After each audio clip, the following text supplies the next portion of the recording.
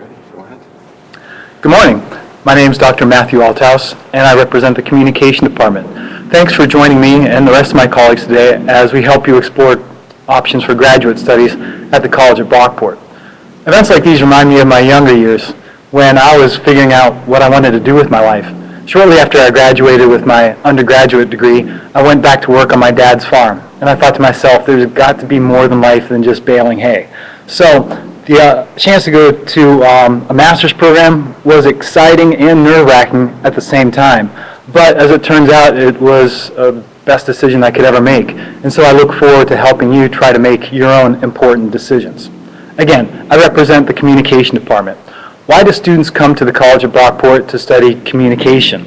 Well, it's a field that helps people explore the relationship between symbols and reality, which is a fancy way of saying words and ideas and images give us a sense for what passes as real. And we explore that in a number of contexts. For example, in the Department of Communication, we study mass-mediated communication, how things like film and newspapers and radio help influence cultural perceptions of what's normal. We also study rhetoric, which deals with the study of persuasion and how it influences interactions in the political realm.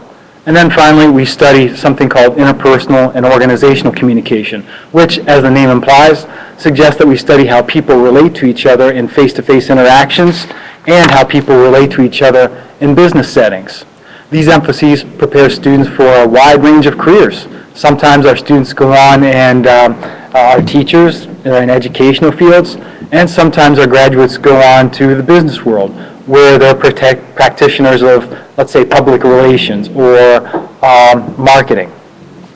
Now, you might be wondering, how do I get involved in communication if I'm interested?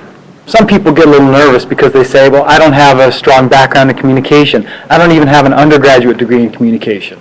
But that's okay. We field a lot of students with a wide range of interests. So your undergraduate degree isn't necessarily something that's going to hold you back from studying communication. How do you apply? Well, again, the process, as you probably know, is online, but let me emphasize a few things to you. In addition to providing transcripts, you have to provide letters of recommendation. If you would try to recruit people to write letters for you, it can comment on your potential for academic success.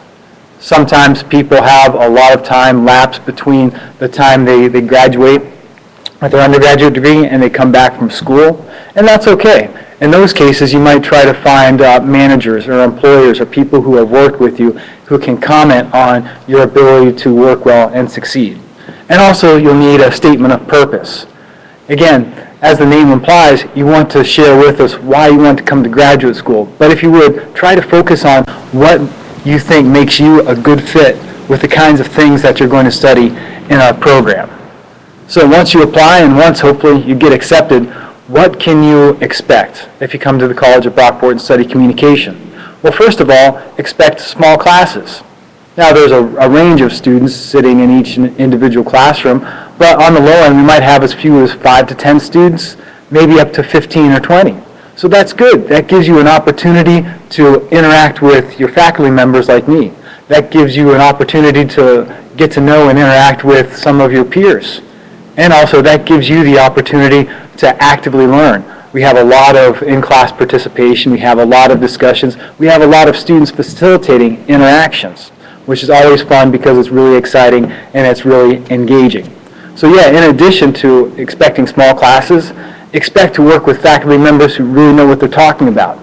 For example, one of my colleagues, Dr. Robert Mayha, he studies media communication. Part of his work deals with the interplay between technology and human identity. In fact, part of his dissertation research explores how zombies, yes, apocalyptic zombies, and The Walking Dead, kind of synopsize our cultural anxiety about advertising and advanced technology and our consumerism. My colleague, Dr. Elizabeth Thorpe, she teaches primarily in rhetoric. In part, some of her work deals with how legal rhetoric, like all the discourse surrounding Brown versus Board of Education, influences perceptions of what it means to be American. Discourse like, legal decisions, like radio commentary, that can influence how opportunities open up for African Americans, for instance, to feel part of or either excluded from a sense of what it means to be American. And one of my colleagues, Dr. Joe Chesbro, he focuses on interpersonal and organizational communication. In fact, one of his particular emphases is communication, training, and development. Roughly put, that's kind of like teaching for the workplace. So in some of his classes, he gives you all kinds of theoretical ideas and practical ideas for presenting yourself well and strategically to an audience. So we have a lot of exciting opportunities. We have a lot of exciting faculty members, I think, and most importantly, we have a lot of engaging and really interesting students here at the college. Now, outside of the classroom, once you get all that wonderful in-class learning and lecturing down, what do students do to prepare themselves for their future careers? Well, we have a lot of opportunities in professional development. For instance, just recently I learned that some of our students who are in one of my colleagues, Dr. Monica Braisted's media criticism class, are going to present at a professional conference here in New York State. Even more recently still, I learned that one of my colleagues, Dr. Elizabeth Thorpe, and one of our graduate students actually co-wrote a paper, and they're going to be presenting, I think in the spring or summer, at something called the Rhetoric Society of America Annual Conference. In those training and development sessions that Joe Chesbro deals with, a lot of his students get the opportunities to put together training modules which help students on campus present ideas to advertise events and to get people involved in educational experiences and extracurricular experiences here at the college. So you can see the progression. You can see the progression here. I'm talking about the admissions process and getting accepted. I'm talking to you about what it's like to be a college student here in the communication department. We're talking about professional training activities. So what's at the end of the road? A lot of students, understandably, come into looking at master's programs wondering where exactly is it going to get me? What kind of career options am I going to have? Well, the answer to that question is, every result is going to be unique and individual as you are. But within the past few years, I've noticed a lot of students going on to find some great opportunities. As I mentioned previously, some of our students go into education. In fact, at least a couple or three students I can think of right off the top of my head have taken their master's degrees, gotten a little bit of experience adjuncting at local colleges, and now they're full-time faculty members at places like Monroe Community College or Genesee Community College. Some students think the master's isn't quite enough. They want to keep on perpetually learning, so they go on to PhD programs, and we've helped students do that. Within the past few years, some of our students have gone on to prestigious programs like the one at the communication program at the University of Missouri or the University of Pittsburgh or even Texas A&M. And from there, that serves as a springboard to full-time faculty positions at schools all over the country. However, if continuing on to school isn't quite for you, that's okay too. Some of our students have gone on to be professional trainers, which essentially means they are teachers for businesses. Some of my former students, they work for a company and the employees travel all over the globe working as something of an intermediary, as a go-between between software companies and hospitals. These corporate trainers, these professional teachers, essentially learn the software programs and then they teach them to medical doctors so they can better keep medical records and help facilitate relationships between the medical community and patients. We also have a host of students who have gone on to work on college campuses, for example, not just simply in the classroom, but working in personnel departments, working as directors of admissions programs. So we have a lot of exciting opportunities here. So if you need to know more information, feel free to contact me or any one of my colleagues. Just dial up the College of Brockport's website, search for communication, and you should find a directory with my name there. If you have any questions at all, feel free to contact me by email or by phone. I'd really like to help you out as you make an important decision in your life. Thank you very much.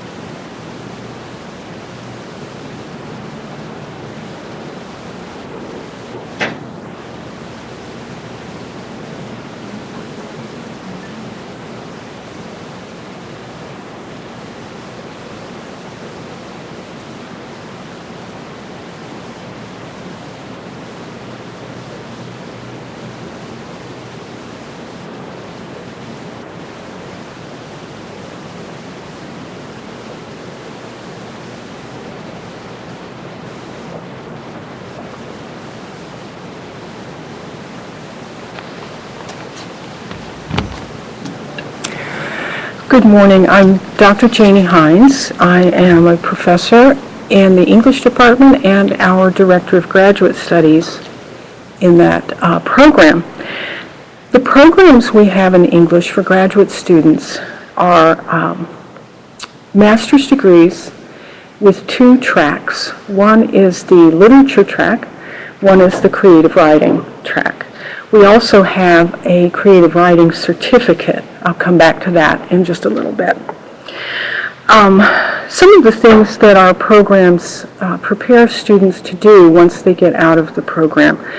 We have quite a few people who go on to teach at the elementary and secondary level. Not a few of our graduates teach at community colleges. They teach composition and lower level literature courses sometimes. The programs also prepare our students to apply for PhD programs and law schools and all manner of continuing education after the master's degree, particularly programs that require a lot of writing. That's what we specialize in. Some of our students our graduates have gone on to places like University of South Carolina, which is a good graduate school in English. They go on for PhDs, or to the University of Oregon, places like that. So we also have at least one student that I know of who has gone on to law school in New York City. He's doing very well. So in order to apply for our program, you'll discover this in the online application. You'll need to send in an application, all of your relevant transcripts, meaning the most recent, and 3 letters of recommendation, and very importantly, you need to send in a writing sample. Many applicants ask about that writing sample, so let me address that. If you're applying for the literature track, you'll need to send in 10 or so pages of an analytical essay, the kinds of things you do in undergraduate English classes. And what should you choose? That's what students ask. Well, choose your best work. Choose the work that got the best grade, or probably the same thing, work that you are proudest of, that you think you did your best on. What else do you need for the application? Oh, the creative writing track, of course, you'll send in a writing sample of your creative writing. What kind? Again, it depends on what you want to do. If you're coming to study poetry primarily, send in your best poetry. If you're coming to study fiction or nonfiction prose, send that in. We want to see what you can do. Now, let me just say that creative writing students can't actually, just major in poetry or prose. All of our creative writing students take a variety of workshops, workshops in a variety of genres. However, you know what you do best and you know what you're trying to accomplish, and if that's to become a better poet, then you'll be focusing on that more, and so send that kind of work in. In your application letter, it would be good if you had any gaps in your experience. For example, if you went to undergraduate school for 2 years and then there's a gap of 5 years, and then you come back, and if there's anything strange about your academic record, address that in the letter, right? It's better not to worry about, the graduate committee thinking poorly of you if you have gaps or some other odd thing in your application. Just explain it in the cover letter, and you'll be fine. You should get recommendation letters from professors in whose classes you did well. That kind of goes without saying. Best of all, however, is to get letters from people who can address your experience, particularly your writing, very specifically. The best letters are the most specific letters. So if you haven't had a class with someone in 5 years, that's probably not the best person to ask to give you a recommendation letter. They may think very highly of you, but they won't have the memory that will allow the kind of specificity we're looking for. So someone with fresh experience of you who can say, hey, so-and-so wrote this terrific paper for me on George Eliot and, the Victorian experience or some such, and then go into that and say what was so terrific about that paper. So that is something to consider when you're deciding who should write letters for you. When you come to our program, you'll find we have some unique features, and I think very fine features. One is that we have small graduate classes. Most of them are 10 to 12. Occasionally, we'll have a class with 18 students, but that's considered a very large class. So with small classes, you get the kind of individual and personal attention that everyone wants, and I believe everyone needs at the graduate level. Something else that's unique about our program I wanted to talk to you about is our Writers Forum. We have the Writers Forum. You can look this up online. You'll be very impressed. It's a speaker series, creative writers speaker series that's now, I think, in its 44th or 45th year. It's been around for a long time and has been very successful for a long time. So we've brought a lot of, important high-profile writers in, Susan Sontag. We've had Ian Fraser, people like that, and sometimes not so high-profile. Here's the terrific thing about the Writers Forum, the speaker series, and you as a graduate student in the English program. The Writers Forum is linked specifically to the creative writing track of our MA program, so that we have this special course called Writer's Craft. And you can take it more than once. I think you can take it 3 times maximum, because it's different every time you take it. Why is that?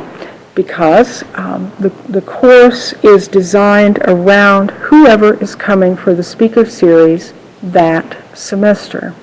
We have 4 to 5 speakers every semester, so each semester's Writer's Craft class teaches the books of those speakers. The class prepares by studying those books, talking about them, and then when the speaker comes, you go to the speaker's reading. You get to hang out some with the speaker. With luck, you know, you'll get to meet the speaker and maybe bring them some coffee or some such thing like that. It's really a wonderful kind of experience. And perhaps best of all, the speaker of the day, whoever that is, comes and teaches your class. So you get, instruction from not only the pros that we have on the faculty, but pros all over, actually, the world. For professional development, I want to talk to you about how our program prepares you to go on and study further in a PhD program or law school or some other postgraduate work, or to enter the work world. We have independent research classes. We require students to take creative writing workshops for the creative writing track of all kinds of genres, as I mentioned, and you'll also cap off your experience with a creative writing thesis, a creative thesis, and that will be in the genre of your choice, as I mentioned before, and it will have a critical introduction. If you're in the literature track, you have a different set of experiences, including, instead of a master's thesis, we have students write an advanced project. It's really a 2-course series in which you work on a revision of a paper you've done earlier, so that paper will become a 30 to 35 page article length paper suitable for publication in a journal. And so with revision and revision again and constant revision and workshopping in one of the classes of that paper, we're really, with this advanced project, trying to professionalize the writing that our master's students have. What can you do with a degree in English, with a master's degree? You can do a lot of things.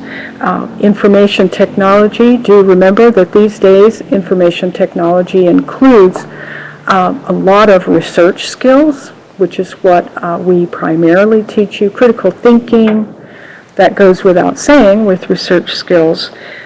Information technology includes library work now, and some of our students do go on to get advanced degrees in library science. Again, you can go on to teach. Our students go on and are equipped to go on to careers that involve writing of any sort. That's our mainstay. We take good writers and hope to make them better. How is that? That's what I have. Okay. What else can we talk about?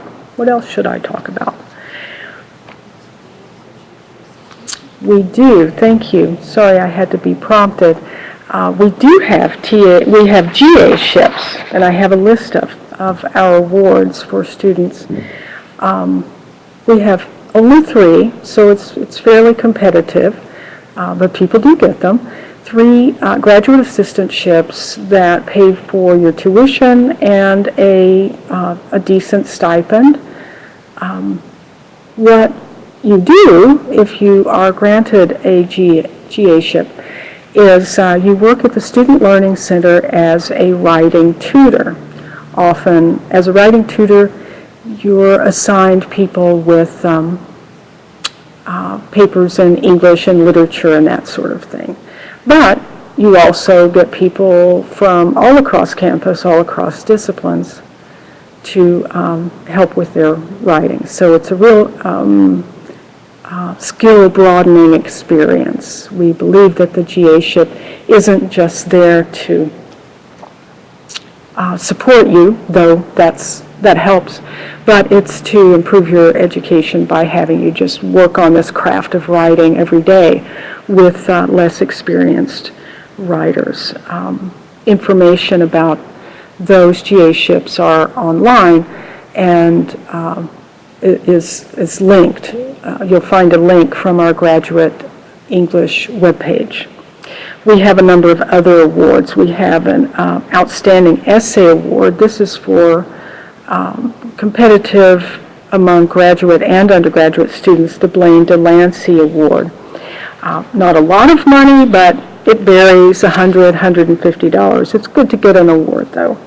We have several creative writing awards. We have the Cal Rich Poetry Award, and that's actually 2 awards for 2 different types of writing. One is for very structured traditional poetry, and the other is for a more free-form poetry. This is also competitive between graduate and undergrad students. We have the Maggie Fox Poetry Award. That's somewhat new. Again, graduate or undergraduates can apply for those. These are small awards, but again, it's good to get an award. The Maxwell Award, on the other hand, is a kind of overall career award for outstanding students across all that they do as students. It's $5,000, and it's available only to married graduate students. It's to help married people get through graduate school. Having a family can put up some barriers. It's not quite as easy as it is for people without a family. So we want to encourage with this really decent award of $5,000. And finally, we have the Bill Hand Graduate Scholarship in Creative Writing. Again, another creative writing scholarship. There are 2 of these, and they are, of course, for creative writing students, and they are for people who are incoming. So that's something to think about when you are applying to Brockport for the creative writing track. Each of the 2 awards is worth $1,000. And in my last minute, I'll tell you about our creative writing certificate program. This is somewhat new, and we're rather proud of it. It's not a full master's degree. It's a 15-hour program that requires a handful of workshops, Writer's Craft, of course. That's the course that's linked to the Writers Forum speaker series. And what else does it require? There's just the core of basic seminars in creative writing. So this is for people who just want to practice their craft and need a community of writers to work with. They're for people who aren't sure they want to commit to a full master's degree and maybe will get a certificate. I'm encouraging people who are not English majors of any sort to matriculate in the creative writing certificate program, because in a variety of careers, people are called on to write. Doctors, lawyers, teachers of all sorts. So that could hone your skills. And finally, about the certificate program, if you get into the program, you're nearing the end of the program, and you decide that you want to go on and get a master's degree in creative writing English, then of course all of those credits that you've taken for the creative writing certificate count toward the master's creative writing track. Thank you, and please call me or email me, jhinds, Hinds, at brockport.edu if you have questions.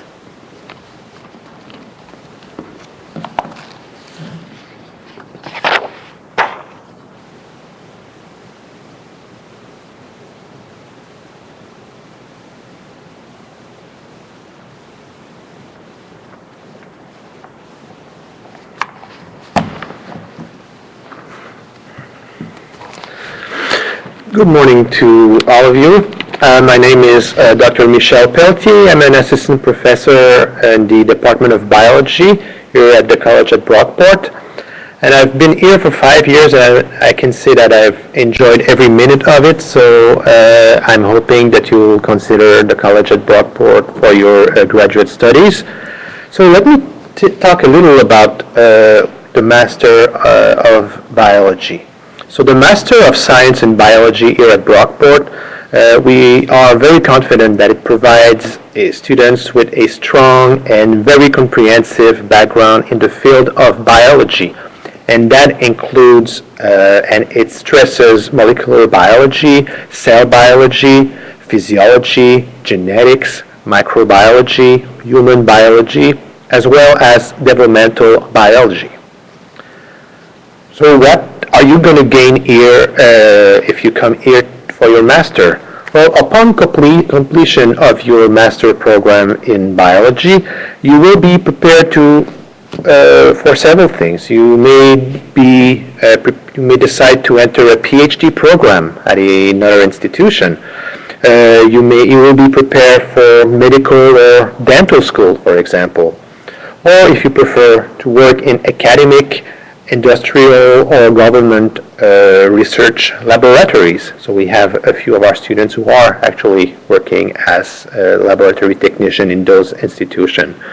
Or you may prefer to teach biology or biology-related courses at the community college level or at the K-12 grade level. So these are all avenues that you can explore upon completing a master's program. Here at Brockport, a Master of Science in Biology may be obtained under one of 4 plans. So you have plenty of options. Those options are known as Plan 1, Plan 2, a Professional Science Masters, as well as a Combined Bachelor Master Program, also known as a 3+2 program. So in the next few minutes, I will go over these 4 different plans. And you'll see that there's option for everyone.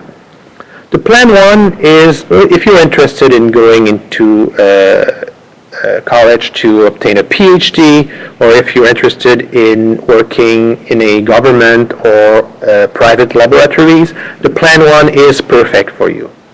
The Plan 1 is a traditional thesis-based program.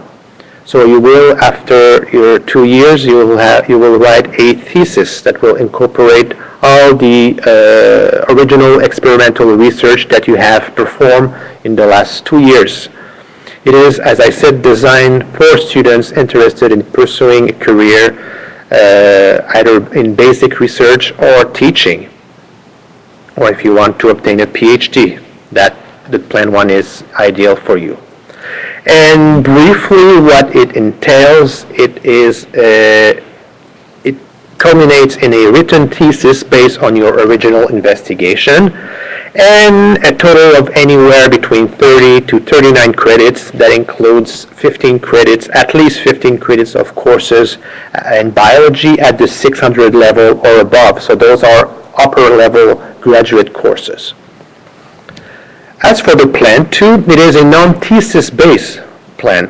It is designed for, but it's not restricted to teachers, medical technologists, lab technicians, or other fully employed persons who want to advance their careers by obtaining a graduate degree. So it could be laboratory or literature-based research. And it culminates into a written report, which is different than a thesis, and it involves a total of anywhere between 34 to 39 credits, which at least 15 of these credits have to be in biology at the 600 or 700 level. So that's for the Plan 2. As for the Professional Science Master degree, it is fairly new. It's been going on here at Brockport for 3 years, and it is very interesting. It is an interdisciplinary non-thesis program. So it is designed for students who are interested in working mostly in biotechnology industry. And what's really cool about this program, it will provide you with the basic laboratory skills as Plan 1 or Plan 2, but in addition, you will gain knowledge in marketing and management. So in addition to the biology classes that you will take, you're also going to take classes in business or management. So you will become a double threat, really. So you'll have that science, that biology knowledge, but also a very good knowledge of management in business. And finally, the combined bachelor and MS program, or the 3+2. It is interesting because it allows you to enter the master program in the 4th year of your bachelor degree. So as early as the 2nd semester of your 3rd year, you are allowed to take graduate level classes. So you can enter the master program in your 4th year. So it ends up that you're going to complete both bachelor and master program in 5 years instead of the usual 6 years. So those are the 4 plans. So as I said before, you have several options. And how exactly do you go about to apply to the program? Well, to apply to any of these 4 different plans in biology, you need a solid background in the core courses, and this should be reflected by your transcript. So what are the core courses? So you'll need a good background, so mostly B's and A's in general biology 1 and 2, cell biology, genetics, general chemistry 1 and 2, general physics as well. So you need to have good grades in those core courses. Also, you need to provide a written statement of your objective and for graduate studies, as well as your main area of interest. So why do you want to pursue graduate studies? So you have to write about that, and what areas in the biology department here at Brockport interest you the most. So that way we can figure out which of our faculty would be more suitable to become your principal advisor. Also, you will need to provide an example of scientific writing. So you want to make sure that you provide a very good example. So normally students will provide a lab report as an example, or a midterm assessment. So we want to make sure that you can write in science. Also, you will need to provide 2 letters of reference. We like to have a letter of reference from your science teacher, and if you perform research at the undergraduate level, it's always nice to have a letter of reference from your research mentor, which he or she would outline your ability for critical thinking, or your autonomy and your potential to pursue and complete a master program. And finally, something that is not required, but it helps a lot if you have any research experience at the undergraduate level, is a plus in your application. So if you're thinking about a graduate program, you may want to start trying to do some undergraduate research. Once enrolled in the biology, the Master of Science in Biology here at Brockport, you will be part of a small, close-knit community of graduate students who interact a lot with each other, also interact with a lot of our faculties. They often share common classes, so you get to develop that friendship, and you get to interact with different faculty with diverse research interests and teaching interests. So what are those research interests? So in the department, we have faculty who perform research in microbiology or infectious diseases, physiology, genetics, cell biology, as well as developmental biology. And we use different models to pursue our research. So some of our colleagues use the zebrafish as a model, fruit fly, the mouse, and personally I work with trypanosome, which is a small parasite that causes African sleeping sickness. And you will be able to develop as a student as well as a professional by learning how to think critically, so increase your critical thinking, increase your creative research activities. And as a graduate student, you will have several opportunities to present your work at local, regional, national, and even international meetings. So some of our graduate students have been to international meetings in Massachusetts, California, Colorado, so these are very interesting opportunities. Also, our graduate students publish their work in peer-reviewed international journals. So just this past summer, I published original research in an international journal with 2 of my graduate students. So that's a very important thing. That's a plus. And I'd like to take the last few minutes that allowed to me to talk about some research, some success stories, I would say.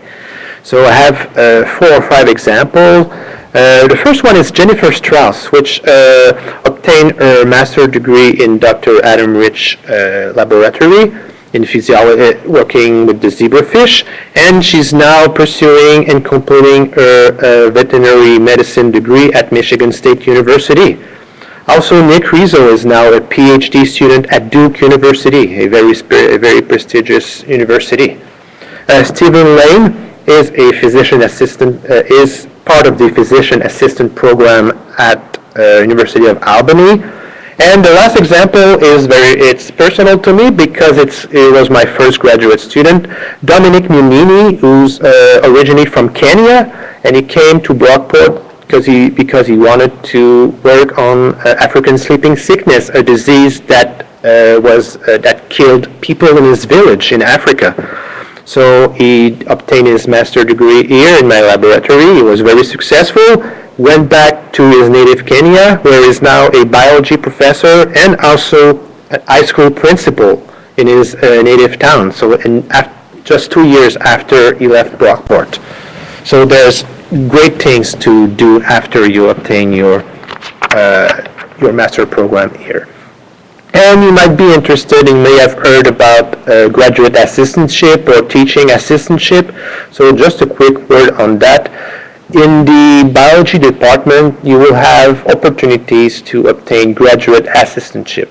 So every semester, there are 6 or 7 students who become graduate assistant. So what does that entail? So this, you will assist professor in their laboratory, in their teaching laboratory. You will supervise several laboratory sections. You will grade papers. You will grade lab report. So that way you will also gain good experience. And as a graduate assistant, you will receive stipend and you will get tuition relief as well. So everyone is a winner in that area. So I would just like to end by hoping that you will consider the college at Brockport for your graduate studies. So we are equipped for all your needs, and hopefully you will give us a call or an email. Thank you very much.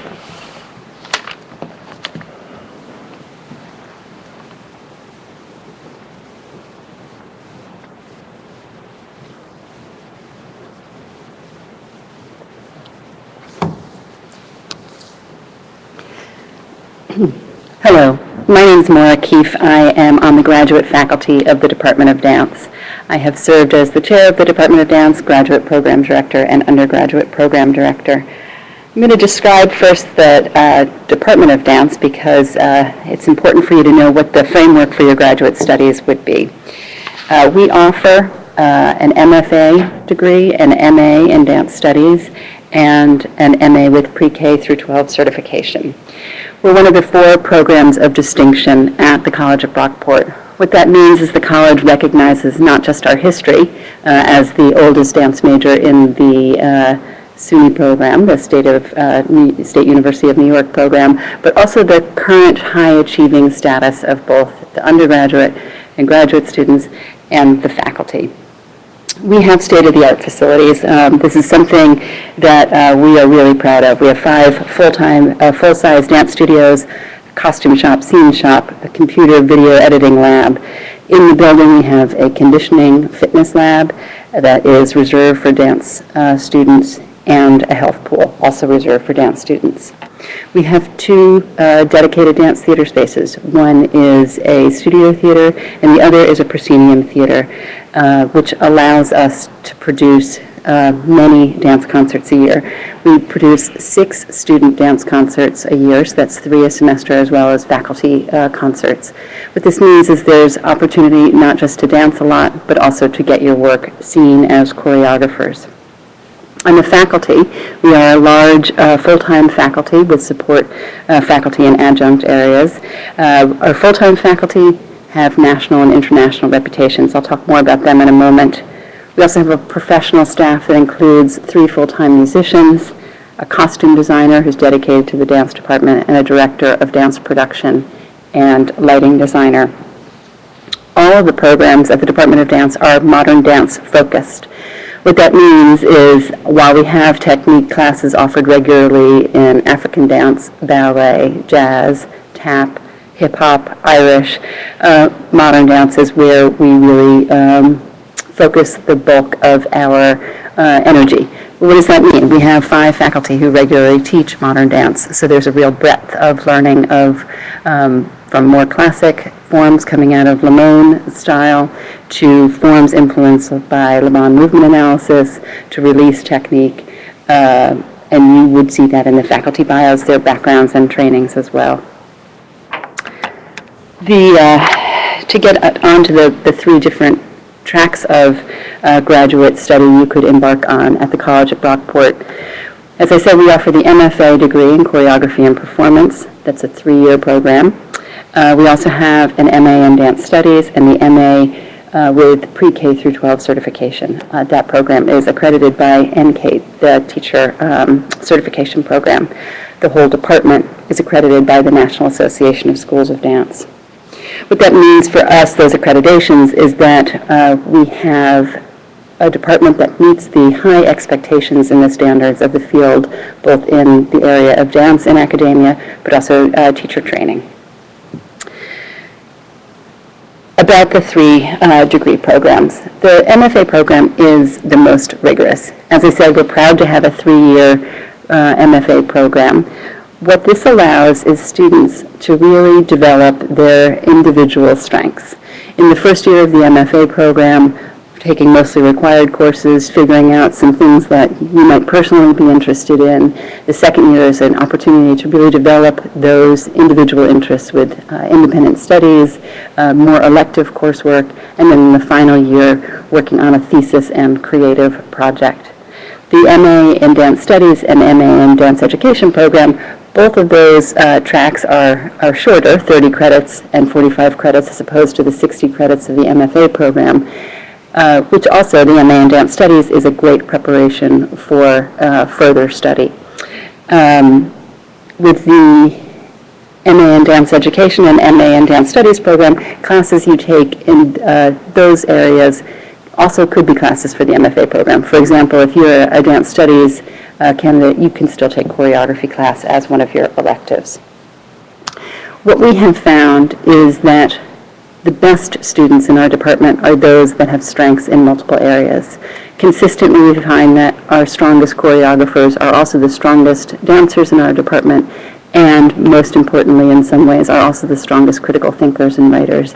These 3 things are of equal importance to us. We realize that when you graduate with an MFA from Brockport, that you may well be hired into a tenure track position at a college or university, and we want to make sure that you have a depth of training that will provide you the skills necessary to succeed as a college professor. We'll talk more about what graduates are doing in a moment. To get into the Department of Dance, what we ask is that you have had an active life in dance. We prefer that you had an undergraduate dance major, but it's not required. Substantial background in dance and interest in dance can accommodate that, and if you needed to take coursework at the undergraduate level to make up for some areas that you missed in your undergraduate education, that could happen. We expect that students would enter at an intermediate level in modern dance technique, And this is how the application process works. You come for an audition. It's a 2-day audition process. You'll come, you'll take a modern dance class, you'll show a solo that you've choreographed, you'll meet with the faculty and current graduate students, you'll have an interview with the graduate director, a member of the graduate faculty, or the chair of the department. You will do a writing assessment, and you'll get to see the work of some of the current students. What we're really looking for are students, there's a lot of good dancers out there. We're looking for students who have a sense of creativity, a sense of openness to learning, intelligence, and a desire to really work hard because it is a full-time immersive experience. In thinking about getting letters of recommendation for your application, what we'd really like to see is somebody who knows your dance life and somebody who knows your academic strengths. If that's the same person, great. If those are different people, great. If you've been dancing professionally and you have a letter from an artistic director who can speak to your work or a presenter, we're happy to read that. We're also looking for somebody with, as I said, aptitude in the seminar room as well. So somebody who could speak to your strengths as a writer, a critical thinker would really help your application. When you get to Brockport, as I said, it's an immersive experience. We expect that students will be dancing and choreographing every semester. With those 2 performance spaces we have, it's possible to get work shown every semester.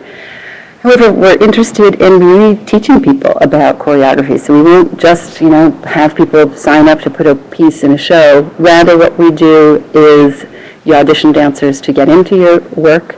You show your work to a panel of faculty choreographers, and then who give you feedback on your work as it's in process. Then it's selected by a panel of adjudicators for presentation for the fully produced concerts, costumes, lighting design, etc. In addition, you're taking seminar classes in dance studies, dance history and theory, and classes with laboratory kind of components like kinesiology, movement analysis. The faculty, as I mentioned, have active professional lives as performers. For example, this weekend, Carl Rogers, who's an assistant professor, is in a world premiere performance at BAM, the Brooklyn Academy of Music, where he's performing with David Dorfman Dance. Mariah Maloney, formerly member of the Trisha Brown Company. Bill Evans has been a director of his own dance company and is a master teacher. These are just some of the faculty.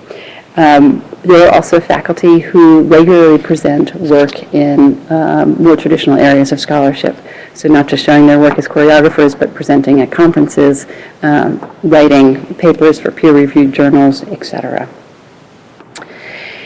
Over the course of your experience at Brockport, we would expect that you would identify your own areas of interest, and maybe there are areas of interest that you don't even know yet that you have. Some of our students come thinking all they want to do is go back to their hometown and run the dance studio that they first were in, and discover, in fact, that they have a real curiosity about teaching at the university level, or now they want to move to New York and work with a dance company, or now they want to go on for doctoral studies. While you're at Brockport, not only will you get to show your work locally and regionally, students are supported to send their work to the American College Dance Festival Conference. We have students who present their work regularly at fringe festivals, for which there is both department and college support, competitive application process for grants to support travel to those kind of conferences. But the other kinds of work that people do, for example, next weekend I travel with 2 current graduate students, one recent graduate of the program, to the Popular Culture Association Conference. What we'll do is present scholarly research, some of it coming out of seminar classes, that will put us into a conversation with other scholars in other disciplines. At the graduate level, with your degree in hand, here are some things that you can expect to do. Some examples of students who have graduated recently and some things they're doing. Janet Schrader, who came thinking she wanted to perhaps teach at a high school. When she finished, she had been teaching as an English teacher with a background in TAP, has discovered her strength as a scholar and is now at The Ohio State University in their PhD program. Two graduates, Lindsay Vader and Jenny Showalter, moved to New York and founded a dance company called Treeline Dance Works that's been touring nationally and internationally. They both teach, sometimes adjunct work, sometimes at studios in New York City, but they also are regularly produced at various festivals. And who they work with are dancers they met when they were at Brockport. Having a large undergraduate dance program of highly trained dancers means you have really good dancers to work with in free rehearsal space. We have several graduates who are now in tenure track positions at universities because they had the 3-year immersive experience. We have competitive graduate teaching assistantships, highly competitive in a selective process, and receiving one of those would give you the opportunity to design and teach non-major classes that serve as introductions to dance, work with faculty members in dance history or dance appreciation classes, and support the department in various ways that would assist in professional development. For example, we're hosting the American College Dance Festival Conference this year, and 2 graduate teaching assistants are working on that very complicated conference process. For applying, please let us know that you're interested, and we're happy to talk to you on the phone. You can send an email to dance@brockport.edu, and that will find its way to me or Mariah Maloney, who's the graduate program director, or Kevin Warner, who's the chair. The audition is in February. Look at our website at brockport.edu dance, and you'll find out more details about the audition process. And if you have questions, feel free to call us. We're happy to talk about how you might fit in to our rigorous and supportive Department of Dance. Thanks for your time.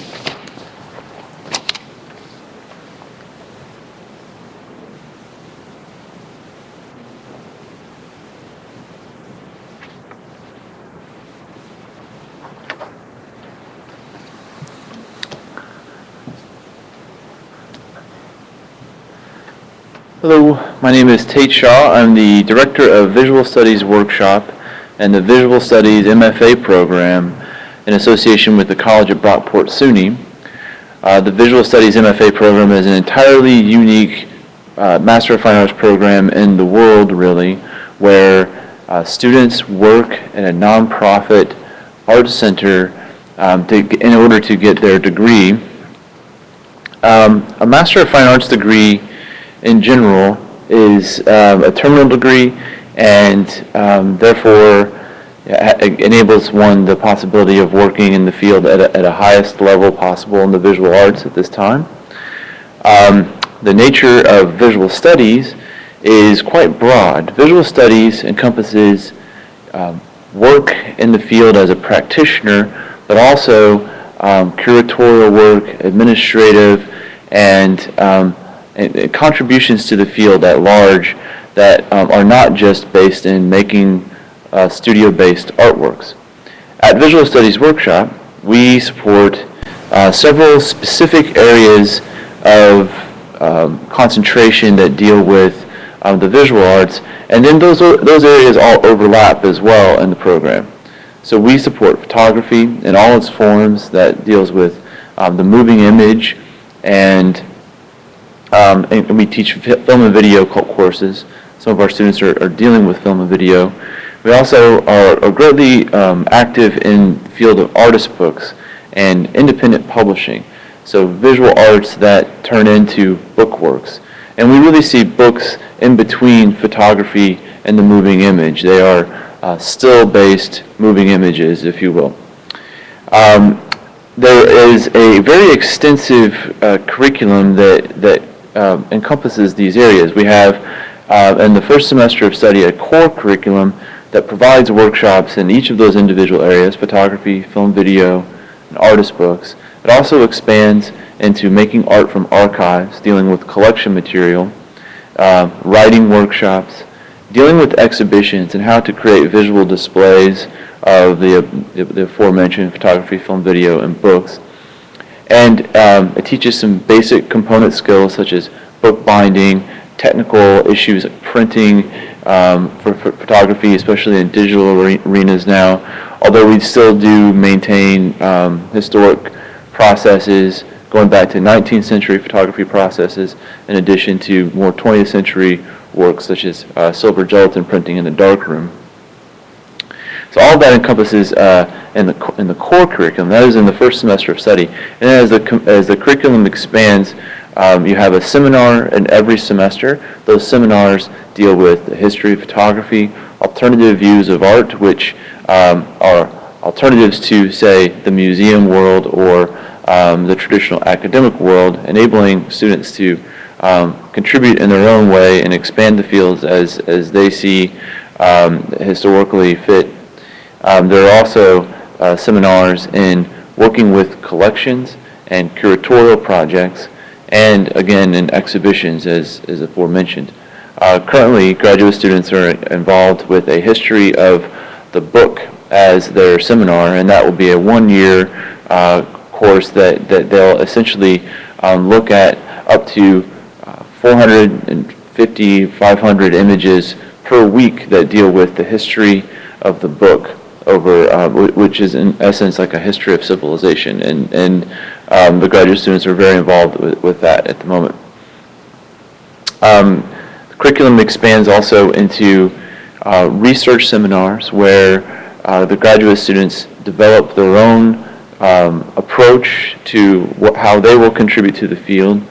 That entails many months of research in collections, archives, interviewing artists, making work themselves in the studio, and essentially producing a body of work that they will then exhibit as a thesis. And the degree culminates in a master's thesis that is an individual display or publication or performance. It can be made by the student or curated other artworks by the student. There's a broad community at Visual Studies Workshop. The community is a big part of the degree program. The uniqueness of having a graduate study program at a nonprofit art center means that graduate students are very involved in the programs at this nonprofit. The programs there entail exhibitions, publications, and collections. And the exhibitions, I'll start with, on an annual basis, there are 5 exhibitions at Visual Studies Workshop, 2 in the fall, 2 in the spring, 1 in the summer. They typically deal with, again, the areas of photography, film, video, and artist books. This year we have an exhibition curated by the assistant director of the Photographic Resource Center in Philadelphia, Christopher Giannunzio, dealing with appropriation of images, images that are flying around in the world on the internet or in magazines, and ways in which artists are using images that never were truly intended to be exhibited in a gallery or museum context, but nevertheless that appropriation makes its way into artistic practice. So there's an exhibition on that coming up in the fall. We have a show by the renowned theorist and historian of artist books, Johanna Drucker, in the spring, and also exhibitions at Visual Studies Workshop encompass fundraising projects such as an annual auction each year. That will take place in the spring of 2014 as well. And then photographers Alex and Rebecca Norris Webb, who actually photographed extensively in Rochester, New York, will be exhibited. These are all projects in which graduate students that are currently in the program assist the artists and the curators and the people that we're working with in order to put those displays on.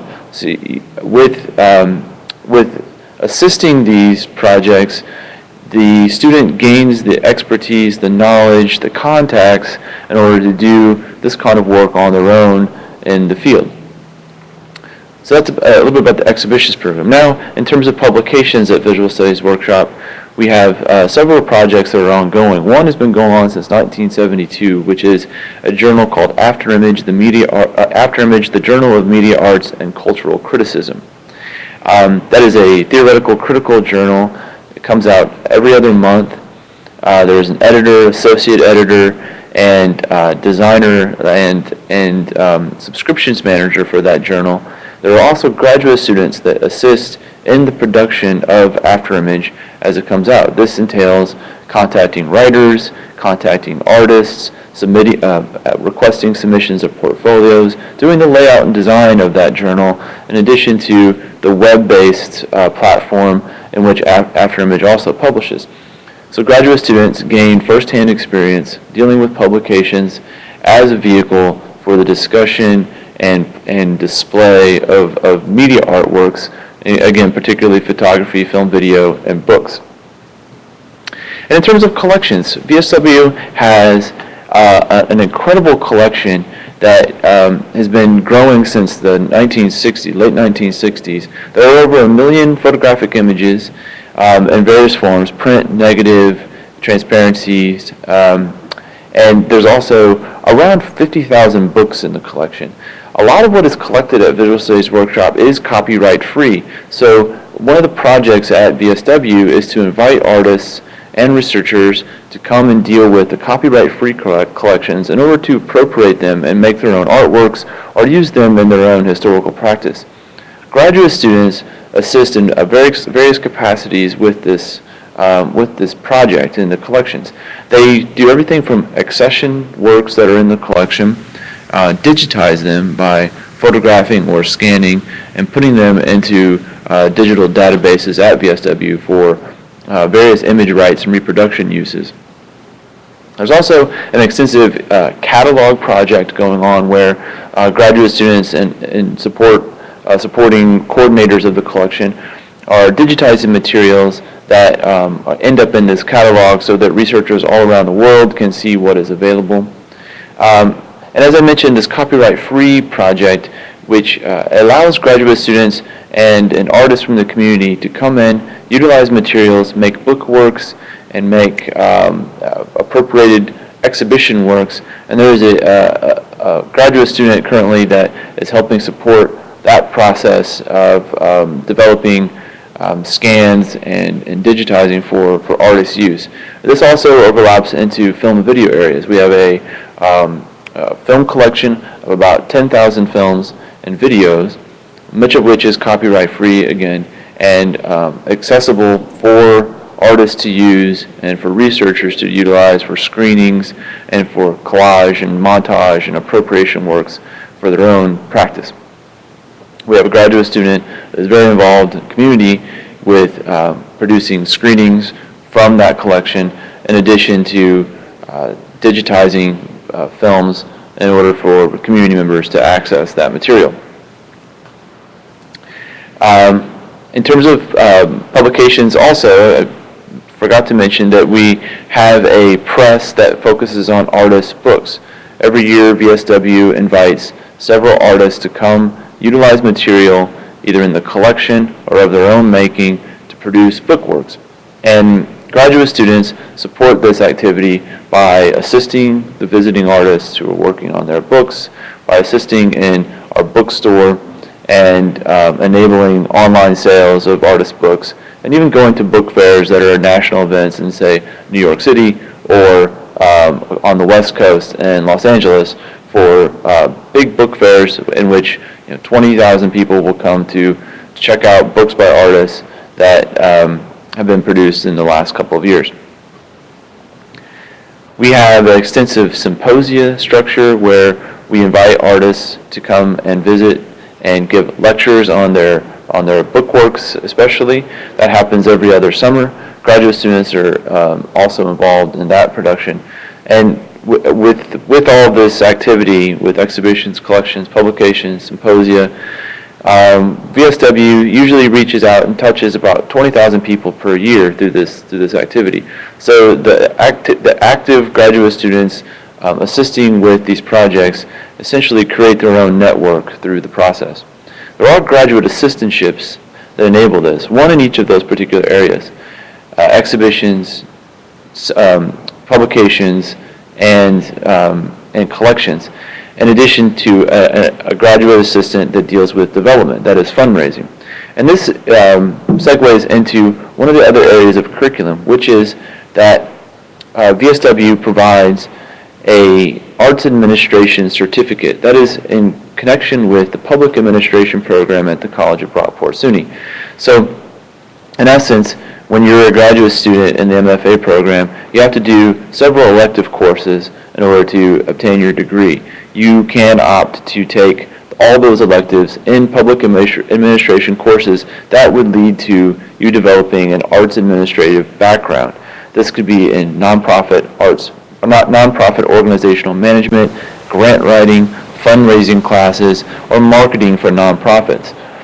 The idea here is that many visual studies students, which again is broad, it's not just about making work, it's also about supporting and contributing to the field of activity, may end up wanting to be in an administrative role, which entails having to raise money, having to put programs together, create strategic plans for nonprofits or other arts organizations.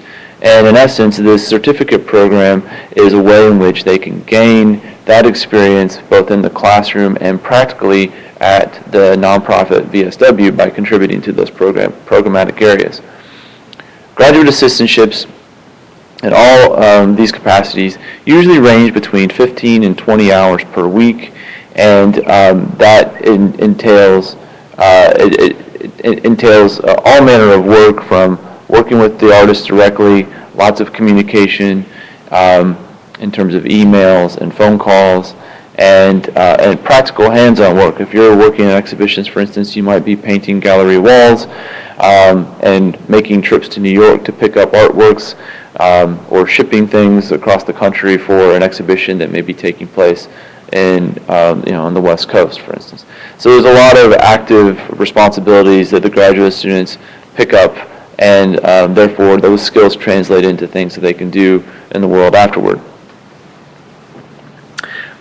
In terms of visual studies and the backgrounds that are involved, a lot of our activity, like I said, is broad. So a lot of the students come from varying backgrounds. There are currently students that have previous degrees, bachelor's degrees in urban studies, psychology, history, anthropology. It's not just photographers, film video makers, and book artists that are coming. It could be people with a psychology background that is very interested in how photography can be used, or visual images can be used to study photography and to expand the field of psychology. So there's all kinds of active roles in which students can gain experience in that aren't just about making work. And your background as an applicant to the MFA program does not have to be primarily in skill-based visual arts practice. To apply to the graduate program, I highly recommend that you contact me personally. My email address is tshaw@brockport.edu, or I have a visual studies workshop email address. It's also tateshaw, TATESHAW, @vsw.org. There is extensive information at vsw.org about the application process, but it always helps to have a constant communication and ask a lot of questions about what is required in terms of the application. There's essentially several different areas that we're consistently looking for. That is a comprehensive portfolio, artist statement, statement of objectives. These are all things that you will submit online through Brockport's system, except for the portfolio. That has to be sent in on a CD. What we're looking for in the portfolio is less a grouping of images that shows the range of the wide range of your artistic experience, more a drilling down, a kind of focus on one body of work or maybe two bodies of work, so we can see a concept and how you take that concept into several different images that relate. With that, the artist statement has is a great way for you to incorporate your ideas about that body of work and write directly focused on why you put that body of work together. In terms of the statement of objectives, we're looking to know what it is you want to do when you complete a Master of Fine Arts degree.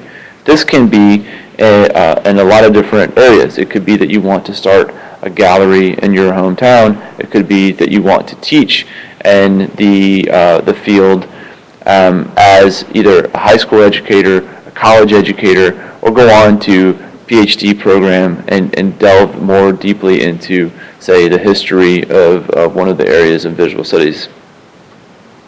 Something to avoid in the applications is, again, that broad range showing all that you know from a lot of different areas. Really focus on what you yourself are interested in doing, both artistically and in writing in the artist statement and the statement of objectives.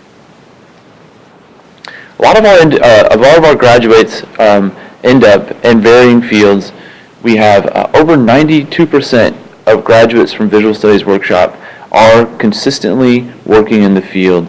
They're educators, they're practicing artists, they're administrators, they work as historians, as curators, and in collections.